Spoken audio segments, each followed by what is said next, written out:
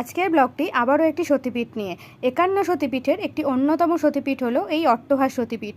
এটি পূর্ব বর্ধমান জেলার কেতুগ্রাম থানার অন্তর্গত দক্ষিণডিহি গ্রামের নিরল পঞ্চায়েতে একটা 27 বিঘা জঙ্গলের মধ্যে ঈশানী নদীর তীরে অবস্থিত। এইখানে দেবী সতীর অধ ওষ্ঠ বা নিচের ঠোঁট পড়েছিল, সেই থেকেই নাম হয়েছিল অট্টহাস। এখানে দেবী চামুণ্ডা রূপে পূজিত। এখানে প্রতিদিন ভোগের ব্যবস্থা আছে, যার মূল্য হচ্ছে জনপ্রতি 50 টাকা। সকালে আগে থেকে বুকিং করে নিতে হয়। এছাড়াও এখানে পুকুরের চারপাশ দিয়ে যে জঙ্গলে ঘেরা একটি রাস্তা আছে, তার সৌন্দর্য আপনাকে মুগ্ধ করবেই। সেই শান্ত স্নিগ্ধ জঙ্গল, বিভিন্ন রকমের পাখি, প্রজাপতি, বাদুড়, এই সব কিছু আপনাকে ভীষণ মুগ্ধ করবে। তাছাড়াও মায়ের দর্শন করে আপনার মন তো ভরে যাবেই। তো আপনাদের এই ব্যস্তময় জীবনে চারিদিকের কোলাহল থেকে হাঁপিয়ে উঠলে একদিনের জন্য এই সতীপীঠে ঘুরে যেতেই পারেন।